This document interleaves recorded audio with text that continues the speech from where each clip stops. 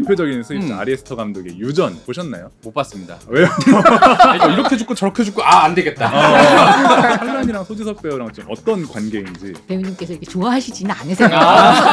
그러면 이런 A24 사례에서 국내 영화 산업이 좀 배울 수 있는 어떤 지점 같은 게 있을까요? 그게 결국에는 바꿔서 얘기할 수 있어요.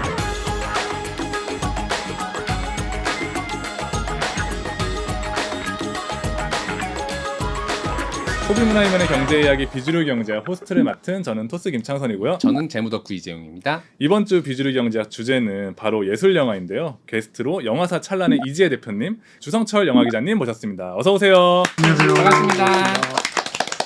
오늘은 특히 예술 영화와는 거리가 먼 재용님을 위해서 성철님께 특별히 예술 영화 통역사 역할을 부탁드리려고 해요. 괜찮으신가요? 근데 사실 저는 뭐 홍콩 영화를 너무 좋아하는 사람이긴 한데 그 중에서도 홍콩 쪽.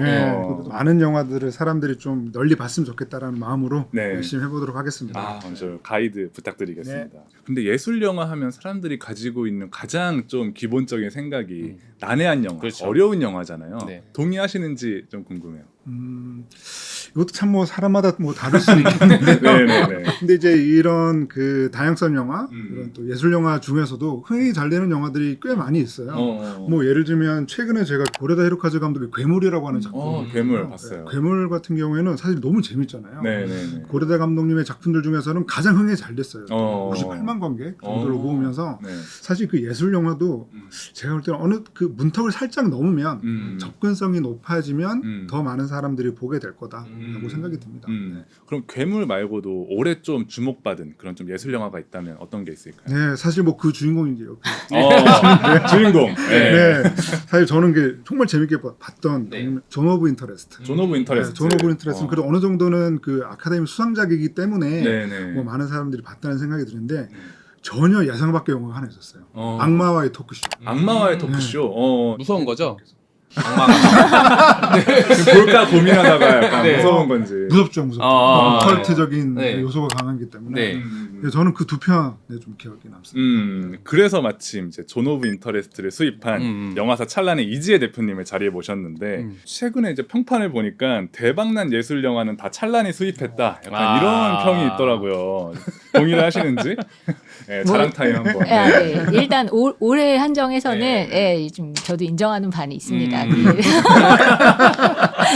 네. 그러면 존 오브 인터레스트 외에 찰란에서 그동안 들여온 작품들을 좀 소개를 해주신다면 어떤 게 있을까요? 저희가 이제 첫 작품은 입센오랑의 라무르라고 다큐멘터리였어요. 다큐멘터리였고 그 후에 이제 마담 프루스트의 비밀 정원이라는 영화가 그래도 어느 정도 성과를 거두면서 자리를 잡고 지금까지 해올 수 있는 어떤 바탕이 된 것 같아요. 그러면서 한 17년, 18년부터는 좀 호러 영화 쪽으로 좀 약간 집중을 해서 유전, 미드소마 등등의 영화들을 또 수입을 했었습니다. 약간 유전 미드소마하면 요즘 가장 핫한 이제 아리에스터 감독 작품들인데 이것도 픽해서 가져오셨군요. 네네, 그때는 저희한테는 도전이었는데 왜냐하면 아리에스터 감독이 그 전에 장편 영화가 없었고 유전이 첫 장편이어서 그분이 워낙 독특한 그런 세계관을 갖고 계시잖아요. 그래서 그 부분에서 걱정을 좀 많이 했었고, 근데 그에 비해서 유전은 그래도 호러 영화라는 그런 어떤 전형성에 플러스 독특한 개성들이 잘 이제 어우러져서 나왔던 작품이어가지고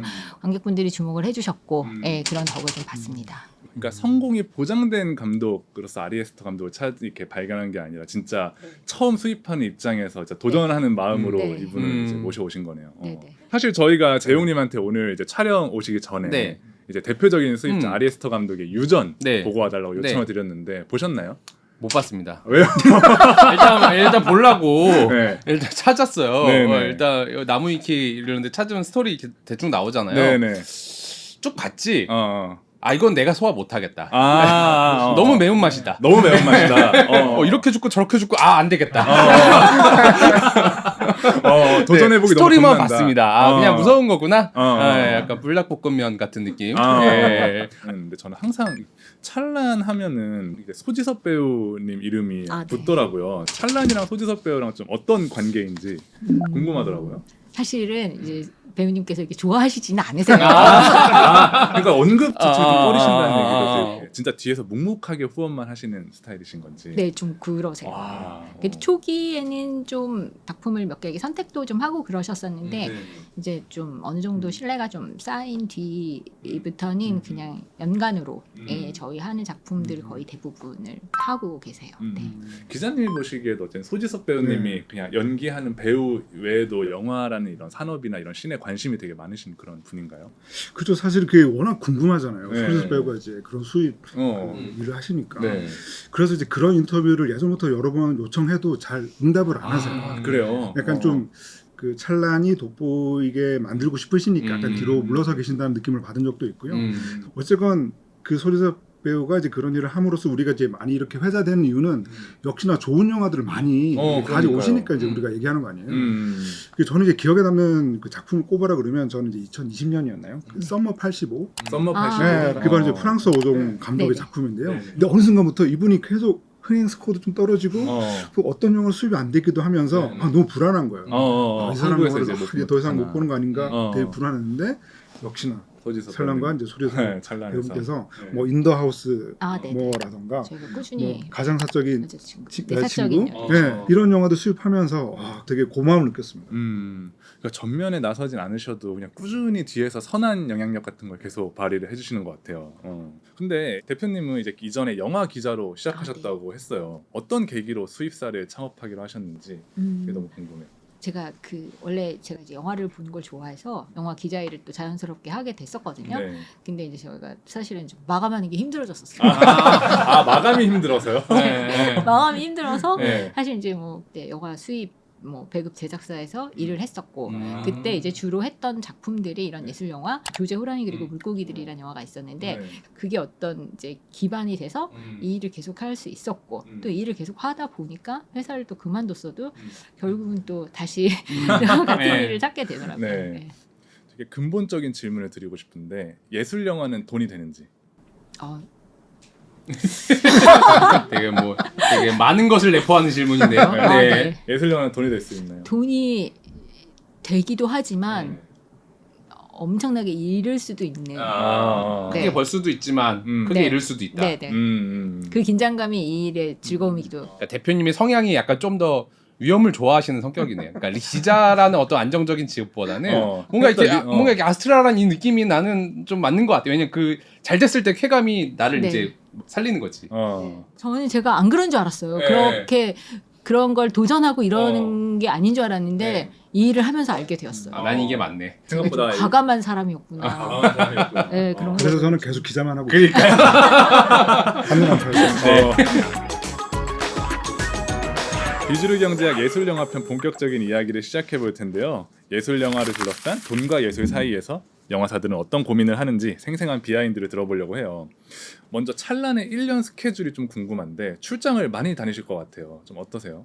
뭐 1년에 보통 한 5, 6회 정도는 출장을 다니고 이제 시작은 이제 2월에 이제 베를린 영화제랑 같이 열리는 유러피안 필름 마켓 EFM이라고 있거든요. 이걸 시작으로. 그 다음에는 이제 5월달에 칸 필름 마켓이 있고, 칸 영화제랑 같이 열리고 가장 큰 마켓. 그러니까 다른 마켓은 참석을 못 하더라도 칸 필름 마켓은 다들 참석을 하시거든요. 저희를 비롯해서 또 이제 여름이 지나면은 아시안 필름 마켓 부산에서 열리는. 부산에서 하는. 그 다음에 이제 아메리칸 필름 마켓이라고 그렇게 해서 보통 마무리가 돼요. 1년이. 그러니까 필름 마켓이라는 어떤 표현을 쓰더라고요. 근데 그게 어떤 모습인지 상상이 잘 안 돼요. 뭔가 이렇게 가판대들이 서 있는 건지 경매장 같은 느낌인가요? 월마트 같은 느낌.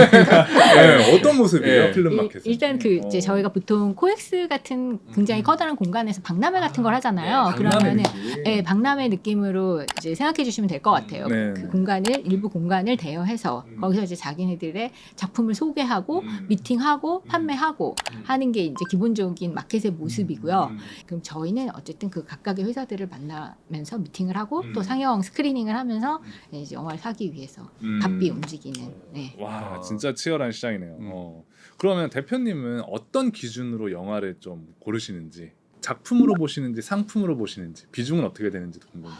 상품으로 보아야 하는데 네. 네, 그래서 사실은 저도 극장 개봉하는 영화는 상품보다는 작품을 좀 더 집중하는 것 같고 네. 저희도 뭐 사실 극장 개봉하는 영화만 있지는 않고 이렇게 뭐 다른 VOD나 이쪽을 또 좀 약간 중점적으로 생각하는 작품들이 있거든요. 이제 그런 작품들은 좀 더 이제 상품을 로 생각해서 보기는 해요. 항상 열린 마음으로 모든 걸 다 보려고 노력하고 있습니다.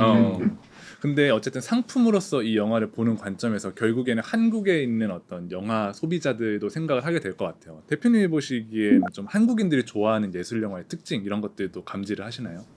좀 감성적인 작품들을 많이 좋아하고 계신 것 좀 같아요. 울림이 있는. 네네. 뭐 굉장히 잘 됐던 대표적인 작품들이 뭐 이제 비긴 어게인. 비긴 어게인. 네네. 뭐 이마 그 강을 건너지 마오도 사실은 그런 감성적인 부분, 언앙소리, 사실은 그런 것들이 다 네, 그런 게 한국 관객들이 제일 중요하고. 그래서 우리는 호러로 간다.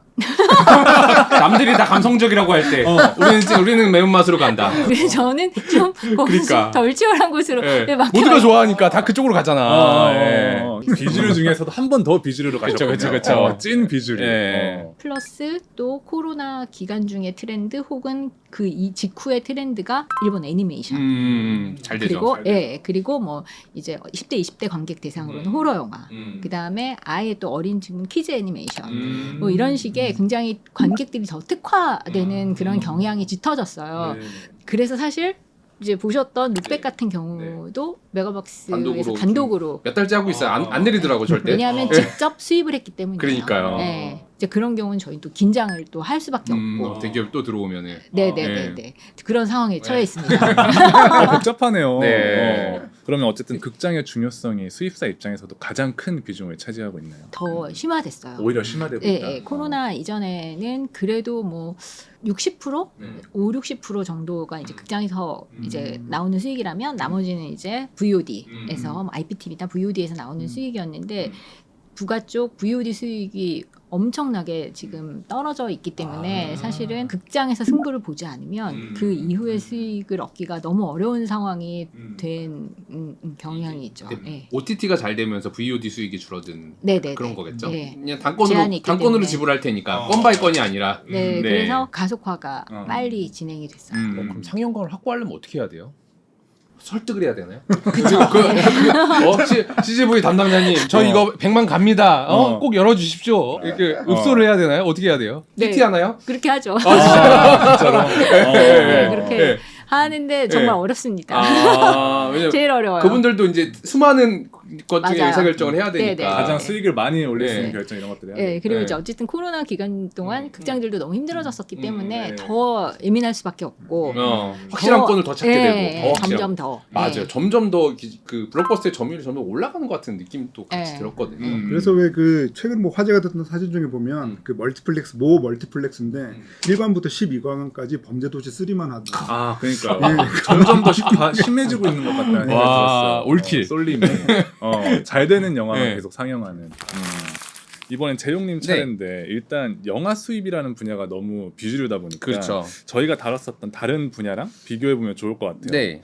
먼저 영화 수입 배급은 좀 어떤 비즈니스라고 정의를 하시는지. 일단은 뭐 당연히 이제 낭만과긴 해요. 낭만과다. 낭만 비즈니스. 재용님 비즈니스에서 낭만형. 낭만이라 하면 보통 이제 말씀드렸던 것처럼 투입 대비 산출이 명확하지 않은 네. 누가 이렇게 명확하게 함수로 정의할 수는 없는 그런 사람을 전 낭만 비즈니스라고 하거든요. 예측이 어려운. 근데 계속 듣다 보니까 이건 낭만 플러스 이건 간판 비즈니스다. 간판 비즈니스. 간판을 잘 만들어야 왜냐면 진짜 보시니까 설득해야 될 일이 너무 많아요. 살 때도 야 우리 잘 팔아줄 수 있어. 네네. 극장에도 우리 잘 될 거야. 고객님들 우리 잘 선택했으니까 좀 봐주세요. 양쪽을 설득을 해야 된단 말이죠. 그러려면 그걸 이제 돈으로 할 수도 어느 정도 할 수도 있겠지만 결론적으로는 그 회사의 평판이 얼마나 잘 이제 과거의 어떤 그 레퍼런스나 작품들로 딱 뒤에 후광처럼 땅땅땅땅 있어서 우리는 존 오브 데스테이스 있고요. 뭐 유전 있고요. 있습니다라고 해야 설득이 가능하기 때문에 그 간판을 얼마나 잘 만드느냐가 이 사업의 성패를 크게 좌우할 것 같다라는 생각이 들긴 했었어요. 네. 그러면은 말씀하신 건 약간 그 수입사의 안목이랑 네. 수입사 그동안 수입해왔던 영화들의 어떤 리스트 네. 이런 것들이 되게 중요한 비즈니스라고 봐야 될 것 그렇죠. 결국은 이제 치류에 치우치지 않고 좀 우리만의 좀 색깔을 가진 어떤 성구안을 가져가는 게 고객들이나 뭐 누구든 간에 알아주기 시작할 거고 뭐 그런 식으로 이제 평판을 만들어가는 게 이 우리 예술 영화를 수입하는 회사들의 어떤 빠르진 않지만 정석적인 길 아닌가라는 생각을 하죠. 그럼 이제 좀 개별 기업의 상황이 궁금한데 예술 영화 수입사들 좀 들여다볼 수 있는 숫자가 있을까요? 없죠. 당연히 없고 있을 턱이 없고 아무리 봐도 없고 아무리 찾아도 그래도 이제 몇 개 그래도 주요한 회사들이 있어서 그냥 뭐 어떤 규모 일시 정도 유출을 한번 해보면은 일단 영화사 진진 같은 경우는 이제 뭐 대표작 찾아보면 뭐 나 다니엘 블레이크 이가 10만 나왔고 원스 이것도 28만 명 하면서 어느 정도 이제 소소한 감동 약간 이런 느낌의 영화들을 많이 하시는 것 같고 18년 된 회사거든요. 인디언스 6명이야. 그러니까 얼마나 이게 좀 소소하게 움직였는지. 그리고 그린날의 이제 미디어라는 회사가 원더 18만 명, 타오르노 여인의 초상 15.8만 명, 보통 한 10에서 20만 명 정도의 대표작을 이제 간판으로 이제 매걸고 하고 계시고 여기도 6명. 6명으로 정해놨나? 네, 여기서 6명. 그리고 그나마 이제 이 바닥에 어떤 대기업이라고 할 수 있는 이제 미디어 캐슬. 여기가 대기업이라고 할 수 있는 게 신카이 마코토 감독 영화를 꽉 잡고 있어요. 이 감독님의 영화를 여기서 꽉 잡고 계셔. 여기가 이제 작년에 스즈메 문단속 557만을 봤어요. 아예 숫자가 완전 단위가 다르네요. 우리가 볼 땐 초메이저지. 500만을 보는 영화니까. 500만이면. 그리고 뭐 너의 췌장을 먹고 싶어. 뭐 이것도 46만. 딱 이쪽 장르를 꽉 잡고 있는. 그러니까 일본 거를 꽉 잡고 계시니까 굉장히 크고. 그래서 뭐 찰나는 사실 얘기할 게 없어. 지금 임직원수 3명 나오던데 맞나요? 저희 6명이에요. 6명. 맞히셨네요. 6분 정도. 그러면 이렇게 좀 영세한 시장이면 이게 뭐 영세하니까 안정적일 수도 있지 않을까라는 생각을 하거든요. 그럼에도 좀 취약한 시장이다 이렇게 봐야 할까요?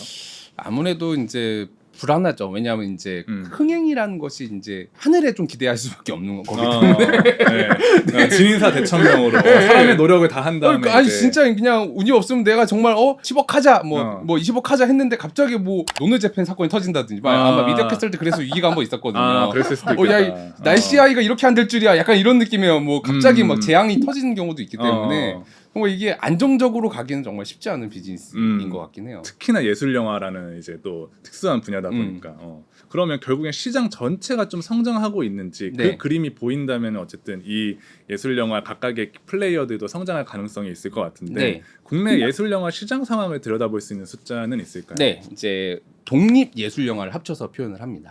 독립이랑 예술 독립 합쳐서 예술 영화 기준으로 봤을 때 전체 개봉 편수로 따지면은 우리나라 전체 개봉 영화가 2023년 1,410건이 개봉을 했고요. 매출액 기준으로 보면 2023년에 전체 매출액 대비 예술 독립 영화가 한 10.6%. 10%. 이 정도면 괜찮네라고 싶을 수도 있는데 두 자릿수인데요? 2019년에 3.3%였어요. 그러니까요. 근데 이건 약간 착시 효과가 좀 있어요. 무슨 착시가 있고요? 여기에는 이제 스즈메 문단속이랑 그대들은 어떻게 살 것인가가 들어있어요. 그러니까 이게 사실 좀 예술 영화로 놓기 어려운 좀 그렇죠. 애니메이션 블록버스터 초상업이 초 블록버스터지. 그렇지만 이제 슬램덩크 이런 건 예술 영화 아니거든요. 그래요? 그건 또 예술 영화가 그건 또 아니에요. 그건 기준이 참 그거는 언제 신청했느냐에 따라 그러니까 신청 베이스예요. 신청 베이스. 그거 걷어내면 한 4%대로 떨어지는 거지. 그러니까 대략 우리 그 예술 독립 영화가 우리나라 매출액 관객 수 기준으로 하면은 4% 정도를 왔다 갔다 하는 느낌이다라고 보시면 될 것 같지만 그래도 올해 이제 23년에 좀 잘 나오긴 했어요. 2023년에 박스 오피스를 한번 보면은 예술 영화 기준으로 박스 오피스를 보면은 1위부터 10위까지가 10만이 넘었어요. 근데 이게 전년도에는 딱 3위까지만 10만을 넘었거든요. 이번에는 10위까지가 다 10만을 넘었어요. 23년에는 10위까지가 10만을 다 넘었어요. 또 24년 상반기에도 1위부터 10위까지가 10만 명이 넘었어요. 단 6개월밖에 안 했는데. 그런 거 감안해 보면 이제 인디 영화가 이제 조금씩 좀 더 주목을 받고 있는 것 같다. 약간 그런 느낌입니다. 어쨌든 이런 흥행 리스트까지 쭉 보고 나서 재용님이 보시기에 좀 눈에 띄는 어떤 트렌드 같은 게 좀 있을까요? 트렌드라고 하면 결국은 이제 옛날에는 이제 그 영화를 홍보한다는 게 좀 어떤 극장 내지는 어떤 대중 매체 이런 쪽에 좀 더 집중이 좀 많이 되었을 것 같아요. 그러다 보니까 좀 큰 작품 위주로 많이 이제 알려지는데 요즘에는 이제 SNS 항상 제가 인스타가 세상을 지배한다고 하는 것처럼 정말 작은 타겟이더라도 뭐 100명, 1000명일지라도 그분들을 감동하게 만들면 그분들이 전도를 해요.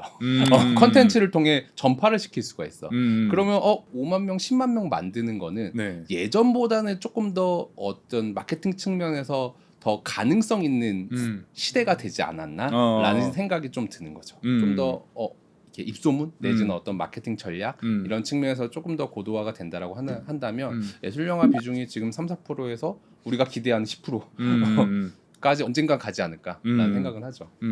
두 분은 어쨌든 이런 좀 숫자를 보시면서 예술영화 산업의 어떤 전망 어떻게 보시는지 궁금해요. 가능성은 있지만 네. 쉽지만은 않죠. 그쵸.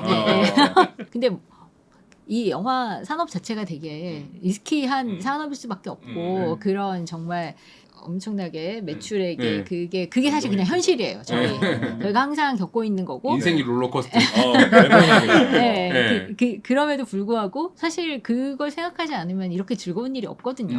그래서 네, 저는 뭐 계속 할 것 같습니다. 이렇게 낭만과 우려가 공존하는 국내 예술 영화 씬을 다뤄봤는데 해외로 눈을 돌리면 작품성이랑 수익성 모두를 챙기는 힙한 아트하우스들이 눈에 띄는 것 같아요.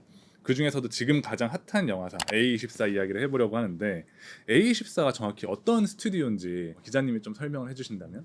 그러니까 A24도 지금 어느덧 이제 설립한 지가 10년이 지난 회사인데요. 뭔가 좀 메이저 영화사에서는 전혀 이렇게 접수되지 못했을 정말 비주류 감성과 어떤 크리에이티브한 작품들을 끊임없이 이렇게 공개하면서 특히나 뭐 최근에는 아까 보셨다고 하는 에올, 뭐 미나리 같은 작품이 그렇게 이제 A24는 이제는 뭐 큰 손이네요.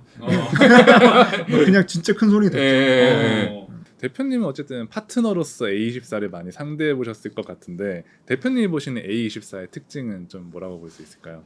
어쨌든 좀 다른 회사들이랑 좀 다르게 하긴 해요. 굉장히 특이하게 미팅을. 특이하게 미팅을 해요? 어떻게 미팅을 하길래? 영업 전략인데 이거. 네, 영업 전략이에요. 저희들은 예를 들어 뭐 미팅을 하러 가면은 그냥 보통 호스를 다 알려줘요. 거기 찾아가면 되거든요. 근데 이제 아니에요. 거기 연락을 하면은 어시스턴트가 내려와요. 그래서 저희를 데리고 올라가요. 약간 올라갈 때부터 긴장감을 급 차이를 느끼게 하는 약간 네, 특이하게. 그래서 어쨌든 그 우리가 이렇게 흘러가면서 트렌드가 등장하기 시작할 때 그 직전에 항상 선점하는 것 같아요. 먼저 선점을 예, 한다. 뭐 예를 들어 뭐 미국 사회의 흐름, 블랙에 대한 관심, 그다음에 뭐 여성에 대한 관심, 그다음은 아시안. 그렇게 해서 왔던 것들이 사실 다 맞아 떨어졌고 그 흐름 안에 이 작품들이 사실은 다 담겨져 있기 때문에 그렇기 때문에 저도 시장에 이제 A24 영화를 A24 영화를 내놨을 때 사실 불안감이 있어요. 이걸 또 한국 시장에도 통할 미국 것이냐. 감성이랑 다를 수도 있는데 트렌디하고 핫한 건 알겠는데 과연 한국에서 그래서 우리는 주목하지만 우리가 너무 빨리 주목하는 걸 수도 있고 왜냐하면 우리만 모든 주목하는 거는 걸 수도 있어요. 네, 그런 경우도 있거든요. 왜냐하면 이게 너무 일찍 가져와도 안 문제고, 되고 너무 늦어도 문제고. 네, 너무 늦어도 문제이기 때문에 그런 부분에 있어서는 되게 높이 평가하고 이렇게 또 자리를 잡을 수 있다는 그 미국이라는 큰 시장에 대한 어떤 부러움도 있어요. 이런 게 가능하다는 네. 기자님 어떻게 보세요? 이런 개성 있는 미국의 제작사들이 한국 영화 시장에 좀 주는 의미? 그 개성이라고 하는 표현을 약간 뒤집어서 생각을 해보면 그게 결국에는 창작 시나리오라고 이제 바꿔서 얘기할 수 있을 것 같아요. 창작 시나리오. 예를 들면 아카데미 시상식에서 정말 수많은 작품들이 이제 상을 타는데 그 작품들의 거의 뭐 60% 이상이 다 원래 원작이 있는 작품들이에요. 뭐 소설이라든지. 네, 그렇죠. 근데 이제 한국으로 와서 이렇게 생각을 해보면은 그 1000만 영화가 이제 20편이 넘거든요. 1000만 한국 영화가 20편이 넘는데 그 공통점을 보면은 대부분 다 창작 시나리오예요. 오리지널 시나리오. 그렇죠. 뭐 해운대, 국제시장, 뭐 암살, 명량도 그렇죠. 7번 방의 선물, 전부 창작 시나리오. 근데 이거를 가장 눈여겨봤던 사람이 누구냐면 이제 고레다 히로카즈 감독이에요. 고레다 히로카즈 감독은 뭐 원작이나 만화를 그 영화로 만들 때도 있지만 대부분 직접 자기가 쓰시거든요. 근데 실제로 그 일본에서는 그 영화 산업이 좀 침체되고 하면서 그 원래 만화 원작이 있지 않으면은 투자를 잘 못 받는데요. 원래 이제 일본은 만화 강국이니까 흥행이 보장되니까. 근데 그게 약간은 지금 한국에서도 보이는 것 같아요. 그러니까 어떻게 보면 최근에 만들어지고 있는 뭐 영화나 뭐 OTT 시리즈를 보면 웹툰 원작이 엄청 압도적으로 많아요. 그런 식으로 좀 안전하게 갈 수 있는 이미 인기를 끌었던 웹툰 원작이 아니면 이제 선뜻 주머니를 풀지 않는 상황으로 가는 게 아닌가라는 생각이 들어서 그런 좀 걱정을 좀 해보게 되죠. 그러니까 원래 한국 시장의 영화가 가지고 있었던 힘이 일종의 창작 시나리오에 있었다고 생각을 하는데 그 부분이 좀 희미해지고 있는 게 좀 위기일 수도 창작의 있다. 자유도와 다양성이 많이 줄어들고 있다. 그렇죠. 그래서 오징어 게임도 전 세계로 엄청난 인기를 끌었을 때 해외 관객이나 이제 시청자들이 가장 궁금했던 게 이거 원작 찾아서 읽고 싶다. 근데 알고 봤더니 원작이 없는 작품이었던 거죠. 그게 어떤 한국 영화의 파워였는 줄은 예상을 못했네요. 그러면 약간 재용님한테 네. 오늘 궁금한데 네. 저희가 좀 해외에 있는 유명 아트하우스 회사들을 좀 이야기를 했잖아요. 네. 혹시 숫자로 볼 수 있는 것들이 있나요? 없어요. 아니 이 정도면 큰 규모 회사인데 A24? 근데 네. 비상장 회사들이에요. 다들 상장 왜냐면 또 영화라는 게 네네. 매증한한 규모가 아니면 상장하기가 좀 쉽지 않습니다. 왜냐면 이게 그게 안 보여요. 그러니까 영화라는 장르 특성상 네. 약간 상장 기업으로 가기 좀 어렵다. 그렇죠. 쉽지 않고 그래서 네. 다만 이제 A24 같은 경우는 이제 나름 이제 규모가 되게 커서 네. 약간 이제 상장을 목표로 갖고 있는 것 같긴 해요. 왜냐하면 이제 여기가 이제 2022년에 투자를 한번 받았는데 네네. 투자를 받았다는 건 이제 투자자들한테 나 우리 다음이 있어라고 얘기하는 거랑 비슷하거든요. 그쵸. 그래서 투자 유치를 한 2억 2,500만 불을 투자를 받아요. 우리나라 돈으로 한 3천억을 받은 거거든요. 캐시로. 많이 받았네. 3천억을 받을 때 인정받았던 기업 가치가 25억 달러예요. 우리나라 돈은 한 3.4조 원 정도 돼요. 그 정도면은 엄청나게 크죠. 지금 찾아보니까 CJ E&M이 시가총액이 지금 1.4조 정도 되고요. 오, CGV가 9천억 정도 돼요. CJ랑 CGV 다 합친 것보다 합쳐도 훨씬 지금 크네. A24의 기업 가치보다 작은 거야. 그 정도로 왜냐면 그 시장 규모가 어마어마하다 보니까 어쨌든 이런 식으로 우리도 이제 메이저한 영화사로 갈 수 있어라는 차원으로 좀 이제 투자자들한테 인정을 받았고 커가고 있는 회사인 것 같아요. 그러면 이런 A24 사례에서 국내 영화 산업이 좀 배울 수 있는 어떤 지점 같은 게 있을까요? 많죠. 저렇게 뭐 툭심을 가지고 밀어붙이면 뭔가 되지 않을까 싶지만 사실은 고집 뒤에는 돈이 있어야 돼. 그러니까 좀 그 고집을 받쳐줄. 네, 고집을 갖춰줄 투자자가 필요해. 네. 투자자는 결국 뭘 보고 투자하냐? 그 마켓 사이즈를 보고 투자해요. 이 회사가 지금은 뭐 10억밖에 못 벌지만 마켓 사이즈가 이만하니까 잘하면은 뭐 한 1조 원, 2조 원도 벌 수 있을 거야라는 규모가 나와야 되는데 한국에선 이미 이제 아까 보신 것처럼 이제 전체 마켓 사이즈도 물론 미국에 비해 꽤 작지만 그 중에서 예술 영화는 또 3%밖에 안 되거든. 그러니까 내가 고집을 부리고 싶어도 내 고집을 지지해줄 수 있는 투자자를 만나기가 쉽지 않은 거지.